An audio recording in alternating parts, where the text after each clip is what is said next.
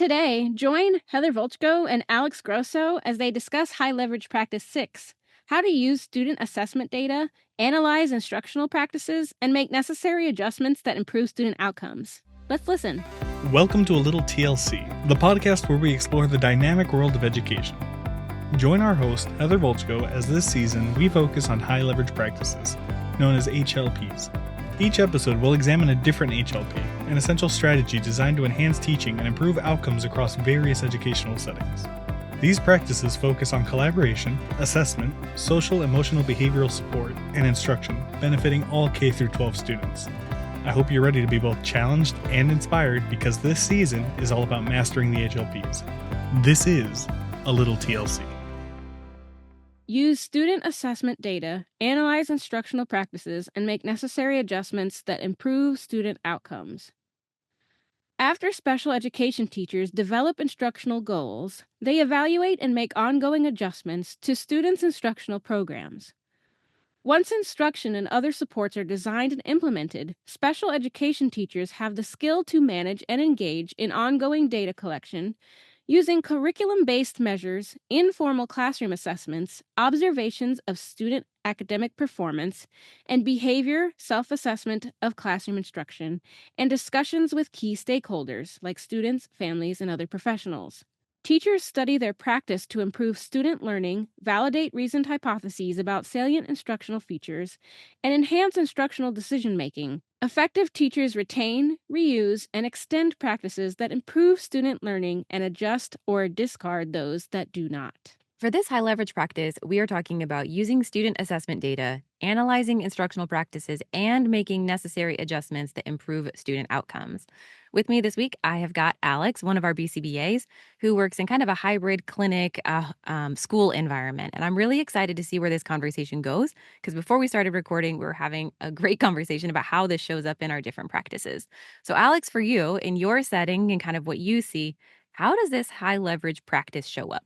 So it may appear a little differently than how we do things here at TLC. From a clinic base, usually we start off with an initial assessment, meaning the child will come to the clinic. We conduct our initial assessment using our assessment tools such as the BB map, ABLES, whatever the case may be. And then from there, we will use that baseline. We'll figure out what his skills are, what his strengths are. And then if we need to do school-based services, then we'll explain to the caregiver that we need to conduct a school observation. And that school observation will be a very detailed report, day by day, hour by hour, minute by minute, exactly of what was going on in his school day. We even split it up by subject periods. And usually we'll at the end have a tally of, all the target behaviors we observed along with our behavioral definition. And then from there, we'll present that to the mother or caregiver in question. And then they will review the report, and then we will call our funder and state our case. And if our funder approves us, we go into the school, we'll target all the skill deficits that we notice in the initial assessment, and we'll also be conducting teacher trainings. So teacher trainings are part of most private funders, meaning we need to do this just like how we meet with a caregiver. We have to meet with the teacher as well to make sure that whatever we are doing in the classroom is being transplanted with them and they're carrying out the same interventions. Usually with funders, they don't want us in the school forever. As much as we want to be at the school forever, to be able to support our clients, they don't want us there forever. So when we're there, it's, kind of get the job done and be out before, anything else. That's not always the case, unfortunately. We cannot, get in there and do our job within a 6-month period.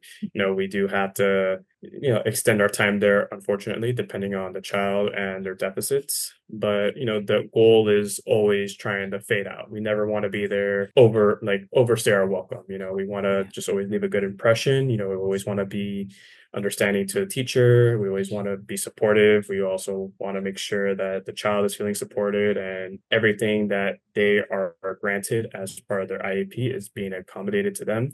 And yeah, that's essentially, what it looks like on our end when it comes to the clinic-based style. Well, and to be clear, I mean, when you're saying funder, you're talking about insurance companies. And that's something Yes, that's that correct. in the school setting, I mean, some people might hear talk, or if they're like service providers, they might know about like billing Medicaid, and that's kind of like a public reimbursement system, if you will, in Mhm. the public schools. But you're talking about all kinds of, I mean, think like anyone who has benefits and they have their own insurance. You are talking about going to those companies to basically request approval to provide support to the student, their family, and of course, then if it's in a school setting, to also those school professionals. But you're not reporting to the school, you're reporting to the insurance company, and you can only do what that company permits you to do. And that's where I think you see this high leverage practice different from what I see it, right? Like I see it as a classroom teacher and going, well, like I can do behavioral observation in my classroom and I can do some like informal, curriculum based measures and like those kinds of things. And I can then inform my practice based off of that. So I love that when you and I first started talking about this, you went like straight in, like, this is the kind of data I need. If I don't have that data, I can't get approval to provide services. So it doesn't even matter what adjustments I might recommend because it ain't happening if I don't have that data. Where for me, I'm going, well, the data just affirms that I'm doing what I need to be doing and uncovers some things that maybe I didn't notice because I wasn't looking for it in that data based way. I love just the dichotomy there where we're really talking about the exact same outcomes. Like, how can we make those adjustments that can truly improve those student outcomes? But man, how we approach it and how we see it is completely different, primarily because of who we're reporting to. Yeah, and that also makes, when we do school services a bit tricky because it's kind of like we're tap dancing on landmines. We're trying to navigate, trying to teach these skills without overstepping on what the funder's restrictions are. Yeah. Whereas with TLC, you guys, you could do what you need to do as long as it's contracted by the district. Mhm. I can't teach a lot of certain skills because it'll cross into academic, which is crazy because we're in an academic setting, but we cannot Right. target anything that would look like an academic. So it does make our job a bit trickier, but there are ways to work around it. We do a lot of Mhm. when it comes to those academics, we could always work on it with the teacher, so that way the Yep. teacher is being equipped and being able to work with our clients. So that way, yeah, we're not teaching the academic, we're not teaching, we're not overstepping what the funder wants, but we're still being able to teach that skill in a different way. And through that, that's how we've been able to target, I guess those trickier skills. For sure. And I mean, a couple episodes ago, Chris and I were talking about how to even just beyond direct observation, all the different kinds of data that we have about a student and where they're coming from and what their needs might be and what their potentials are and kind of like how we capture that. I got to have that conversation with Chris a couple weeks ago. So I'm really curious to hear from you if we say, okay, we've got all this data. We've either, done it through record reviews or other, pre-existing, data that we've got or things that I caught in the moment as I'm in the classroom, I'm watching, I'm seeing. Then what, right? Like the goal is that we're then making those adjustments. So can you walk me through what would that look like to basically make adjustments based on data? Like what are you looking for? How are you making those decisions? Yeah. So when we're there, everything that we do is data driven. So everything down to the behavior plan, to the skills that we're targeting, it's all data driven. When we get that initial assessment, we get that baseline. We know, okay, this is what our client can do. This is where they're at. When we get into the school, we do our observation. Then we also, at the end of our observation, we will speak to the teacher and be like, hey, what do you see? What is your Mhm. perspective? What are the deficits? Is what I'm observing and what I got in that initial assessment, matching up to what you're seeing in the classroom. Because at the end Mhm. of the day, two different settings. You bring a kid to a clinic, conduct an initial assessment, it could be party time because it's there's a lot of fun toys everywhere. It's a very different environment. We might see things that maybe the teacher doesn't see, and Mhm. vice versa. They're working in the educational setting where it might be aversive to the client. I don't know. It depends on the Mhm. client. Some kids love being at school, some don't. So they may see something completely different. They're like, oh no, but this is where they're struggling, and we may not see that. So that's really how we kind of come to the idea of where our goals are going to be, because we look at that initial assessment, we look at the observation, and we hear that caregiver report, and we also get that teacher report, and we kind of put that all together, and then that's how we figure out, okay, this is what we're going for, this is what our target's going to be, this is how we're going to start it off, and we just kick the ground running from there. Like we just keep going, and till our whole idea when I'm there, and for all of my goals, I always have embedded like, therapists is at a certain distance. The idea, Mm, so we could fade out of school eventually, is that the therapist, as the child's beating mastery of the goal, the therapist is fading back more and more and more and more to the point that, they might be 6 feet away and the client is still doing what they got to do. yeah. And that is our ultimate goal. It's just, as they're showing that proficiency in the skill, we're being able to fade back. And then that's how I know, okay, we're on the right trajectory. Because if we're be able to fade back and, our presence, might be causing some sort of reactivity, maybe they're behaving a little better because we're there. But the idea is also that through the teacher trainings, they're able to carry out, anything that has to be more direct. And then that's where our therapists, really shine, because they can also prompt the teacher, hey, this is happening. And then they could Mm, jump in and, they implement it. Again, main goal over there is like teach the skills that need to be teached and fade out. yeah. So I'm curious from how you've seen this show up. I mean, this whole season we're talking about all these different high leverage practices, and we're talking about what it is, but we're also talking about what it isn't. And so to me, an example that I have seen when I get pulled into either different, classrooms that are frustrated with certain students, or just students that are just really struggling at the moment and we can't figure out why. One of the things that I have seen teams attempt to do, where they're kind of like framing it as though it is that database decision making, it's as if they're trying to use the student data to kind of make their case on what they think should happen with the student, that I don't think would necessarily count as this high leverage practice, is when they're looking for data to kind of prove their case, as opposed to the way you're talking about it is like we collect all this information, and then based on that information, then we go try some things and we see, is that making that progress? We're tracking those outcomes over time. An example that I've seen show up is, well, this is the outcome that I want to have. So I'm going to go find the data that then kind of proves my point. And quite honestly, I've sadly sort of worked with some teams that then have omitted some data that would actually counter their current argument. But so, like, yes, it's using assessment data, but it's not really using assessment data in the full, like, holistic sense of, are we truly like taking into consideration all of the things? And that could truly be like you're talking about those deficit areas and those, things that they need to work on and improve on. Like typically if those things don't exist, people like you and I aren't called in.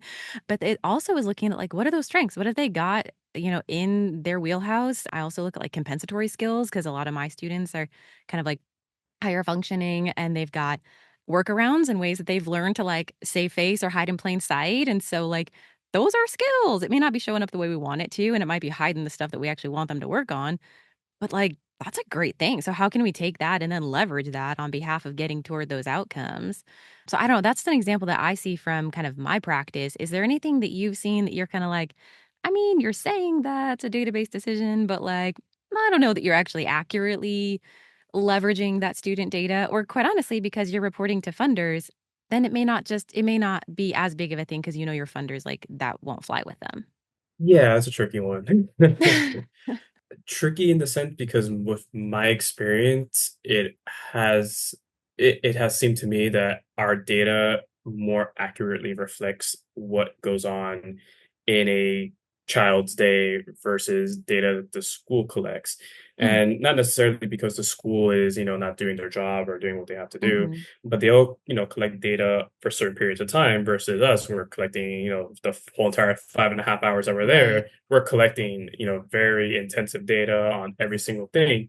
So Mm, when we compare our data, there's discrepancies. sure.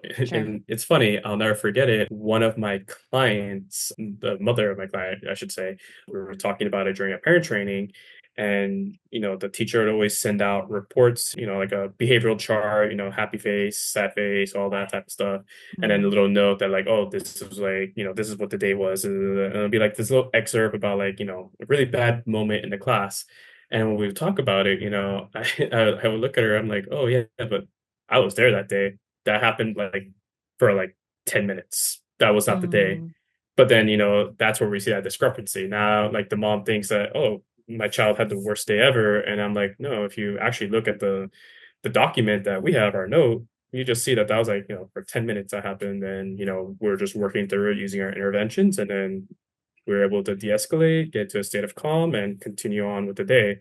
But so that's where I see a lot of that discrepancy because, you know, the school collect data on, their end, but it may not be as, intensive as ours. And it could really, depending on when they collect that data, it could really make, the day look worse than it actually was. And that's, when it comes to, everything on our end, when we have to provide that information to the funders and anything like that, at the end of the day, like, we try to use what they have and we compare it to Mhm. ours, and we're just like, hey, this is everything. We give it to the funder. I'm like, this is what happened. This is the day. This is our data. This is their data. And we try to state our case with that. And more often than not, they look at the data depending on the child and depending on what target behaviors are being observed and the intensity of them, and that's what they'll make their determination on. Mhm. Yeah, it's so tricky. Like, on one hand, I'm like thankful that staff are collecting data, but then, are we collecting it in a way that is truly representative of what's going on, but also is totally doable for the staff? And that's where, I mean, we've had lots of conversations in TLC on like how can we set up efficient data collection systems that provide meaningful data that is an accurate snapshot of the student and the situation, but is not just this administrative, like clerical burden to be able to collect it accurately and then to be able to utilize it to truly make, like real decisions coming out of it, as opposed to being like, well, I already know what I'm going to do with the kid. I just got to fill out these dumb forms, because like that's the data I have to have for it or whatever.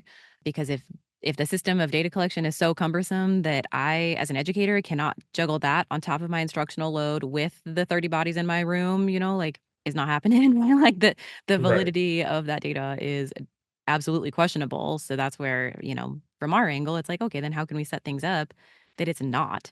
You can truly take, accurate, good data, but you're set up in a way that that's not going to impact your ability to also be a good instructor, to be a good support to your students, and to be responsive to the needs that show up when they show up. So it's just different, different positions, different roles, and trying to make it all meet together to figure out how we can do what we need to do for kids.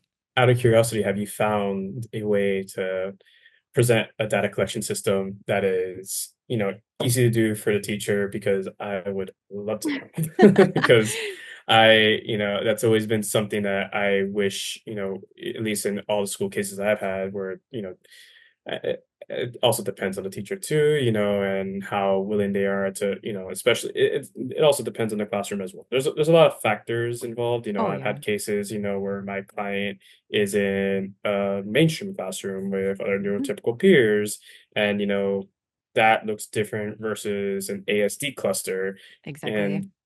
and I know, but like I know both are pretty intensive in their own right. I've been in both. I know ASD classroom, could be tough depending on the teacher and depending on, what they got going on in the classroom. But I also know a classroom full of neurotypical kids can also be tough. I've seen it, I've seen it both ways. So like, Yeah. my heart goes out to teachers. I know it's like not easy, but I've always wanted to be able to support teachers more, and through teacher trainings, and even through teacher trainings, I kind of feel like sometimes depending on the teacher and depending on what they know, it could be something that like they don't want. It could be something that, they're just like, oh, why are you trying to tell me how to do my job? Mhm. And, it's kind of like, oh, I'm not trying to tell you. I'm just trying to give you tools to help you better understand my client. And, if you want to apply those skills anywhere else, that's up to you. I'm not telling you what to do. But at the end of the day, I can't force a teacher to do it. And I think that's where we have like also differences in our backgrounds where we come, because I can't tell, like, I could give the teacher like the skills, but it's up to them to use it. Mhm. Versus, when you guys go in, you're in there and you're like, hey, this is my job. I was contracted by the district to tell you that you gotta do things this way.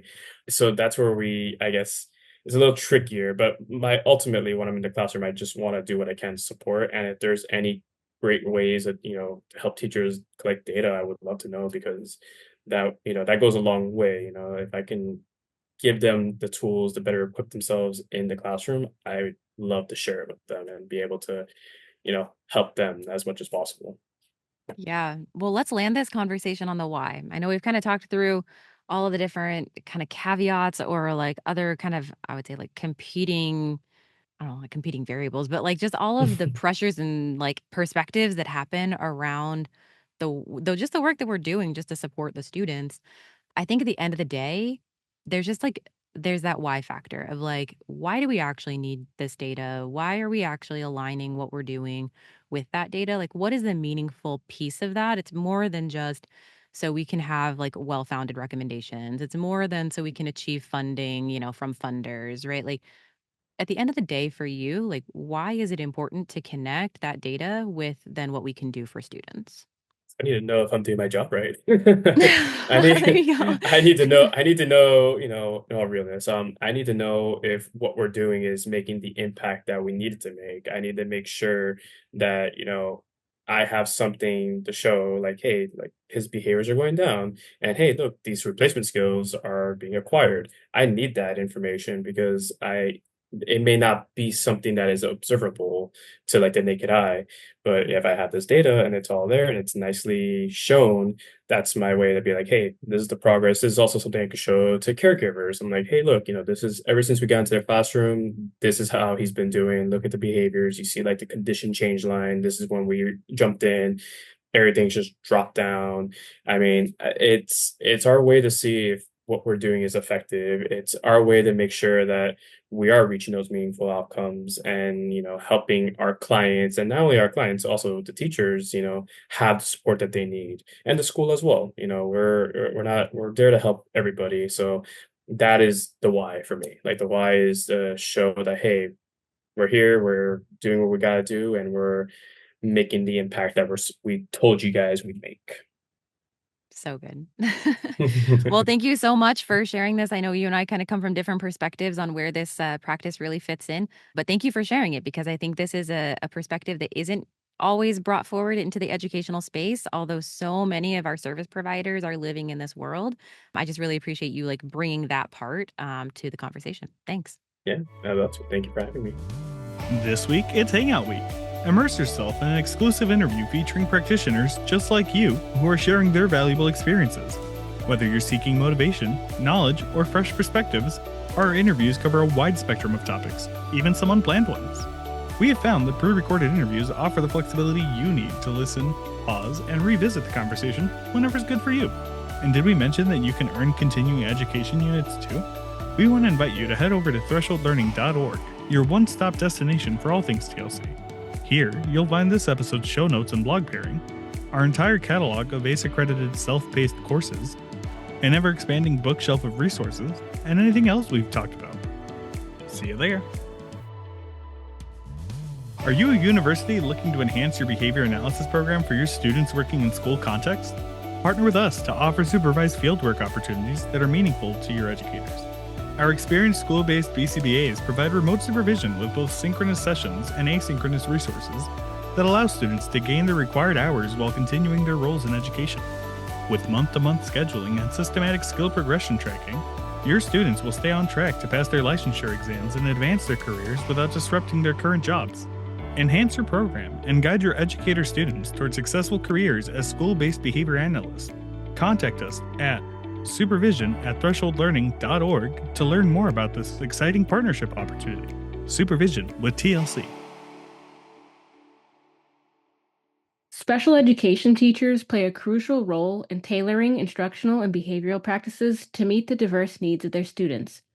Even though many of these practices are supported by research or widely accepted as effective, a key insight is that no single approach will work for every student. Instead, special education teachers rely on a nuanced understanding of each student's progress to guide their instructional choices. This involves a dynamic process of formative assessment. Formative assessment isn't just about testing students, it's a comprehensive method of gathering feedback during instruction to refine and improve teaching strategies.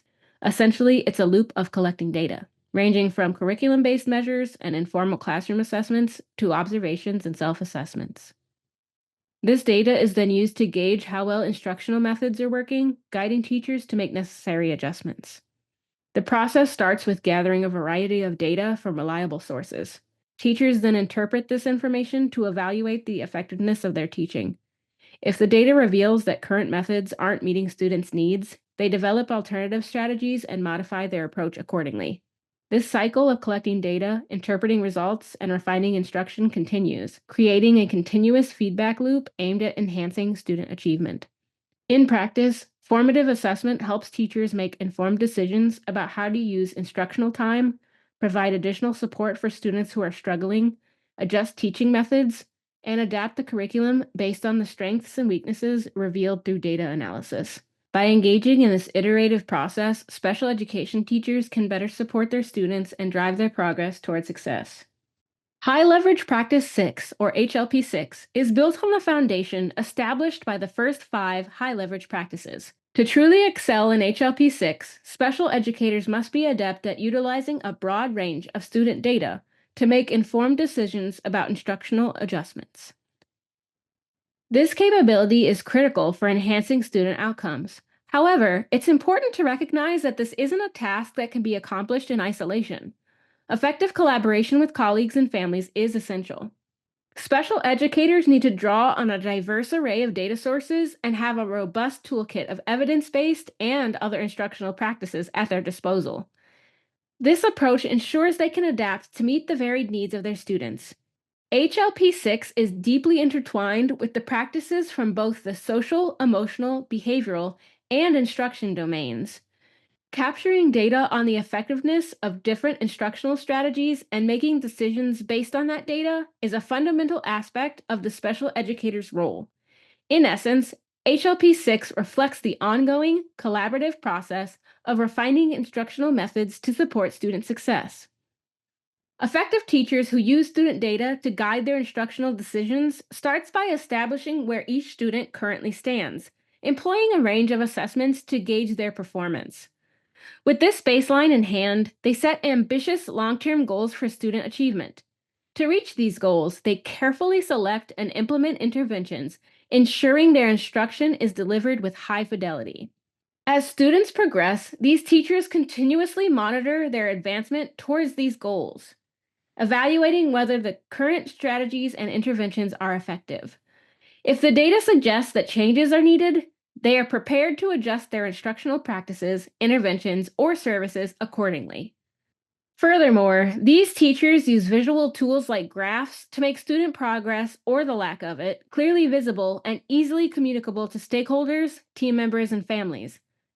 Their approach is characterized by patience, systematic effort, and a persistent search for what truly works for each individual student. This relentless focus on finding effective strategies ensures they are always striving to enhance their students' educational experiences.